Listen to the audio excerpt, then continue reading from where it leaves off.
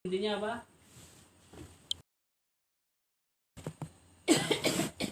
Pandai-pandai kita bersyukur kepada Allah Subhanahu wa taala. Karena ada yang namanya sugih, beruntung, ada juga orang seperti itu ada. Siapa menurut dia?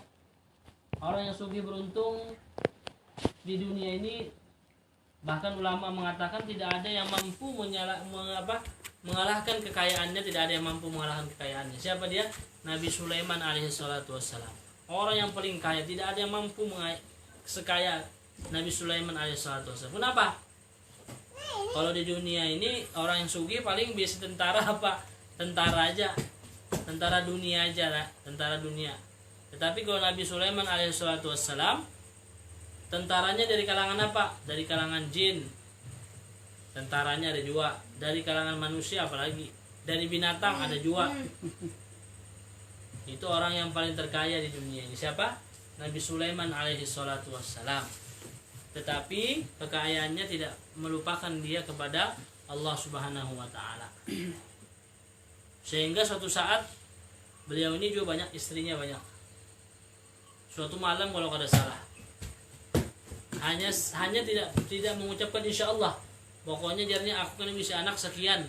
Insya Allah pokoknya aku bisa anak yang ini lahir semuanya akan jadi tentara. Tapi tidak menyebutkan insya Allah, maka kalau bisa anak. Ada anaknya satu ya, itu pun cacat. Ditegur oleh Allah Subhanahu wa taala. Ini orang yang paling kaya di dunia. Siapa? Nabi Sulaiman alaihi salatu wassalam. Tapi kekayaannya membawa dia kepada ketaatan kepada Allah Subhanahu wa taala. Bahkan ada nabi yang paling miskin siapa? Siapa? Kan. Yang ketika ditanya, "Mana rumahmu?" "Rumahku ini, Bang, sudah. Atapnya langit, lantainya bumi." Nabi siapa? Nabi Isa, Nabi Musa. Nabi Isa alaihi salatu wassalam. Kalau kada salah itu antara dua aja. Kalau kada Nabi Musa, Nabi Isa. Ini orang yang paling termiskin, tetapi orang yang miskin berhasil. Di mana? Di dunia dan di akhirat. Orang yang berhasil tidak bisa dipandang hanya dalam dunianya, tidak. Orang yang berhasil adalah orang yang mampu memberikan kebahagiaan dia di dunia dan di akhiratnya Allah Subhanahu wa taala. Tinggal kita aja lagi yang mencontoh siapa? Ada orang yang sedang aja, ada juga berhasil. Ada orang yang miskin tapi tadi berhasil juga. Contohnya para nabi alaihi salatu wassalam. Bahkan orang-orang soleh terdahulu begitu juga. Siapa? Banyak kayak Syed Abu Bakar bin Salim dan sebagainya di Yaman itu salah satu orang yang kaya juga. Habaib, orang yang kaya. Tetapi kekayaannya membawa dia menjadi wali Allah Subhanahu wa taala. Nah, jadi sebenarnya bukan masalah dunianya bukan, tapi kesiapan kita untuk bersyukur kepada Allah Subhanahu wa taala. Tadi contohnya apa contohnya tadi? Dua orang yang berbeda kriteria. Yang pertama adalah orang apa? Orang yang di dunia diberikan kenikmatan terus. Imba itu dimasukkan ke dalam neraka, dimasukkan ke dalam neraka sedikit aja, mbak ditakuni oleh malaikat, "Wahai ibnu Adam, apakah kamu pernah mendapati kenikmatan di dunia?" Maka dia katakan, "Tidak pernah sama sekali mendapatkan kenikmatan di dunia ini." Padahal di dunia tadi ingin mendapatkan kenikmatan terus, tapi pas dimasukkan ke neraka kada terasa lagi kenikmatan di dunia itu ada lagi sudah.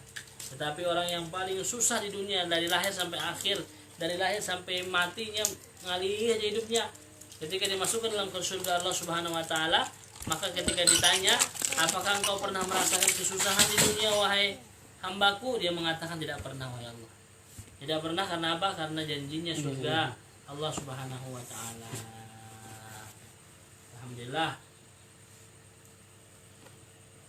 Bahkan yang paling hebat lagi, Nabi SAW mengatakan apa? At-ta'imu syakir bimanzili sha'imis sabir. Jadi orang yang makan, ini makan aja nih, orang yang makan tapi bersyukur itu sama kedudukannya orang berpuasa yang sabar.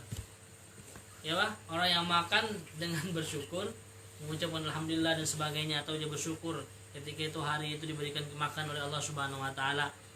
Atau musyakir bimanzati shaimis sabir. Jadi orang yang makan dan bersyukur maka sama seperti orang yang apa? Sama seperti orang yang puasa yang sabar. Mudah-mudahan Allah Subhanahu wa taala berikan hakikah daripada sabar dan syukur kepada Allah Subhanahu wa taala. Insyaallah.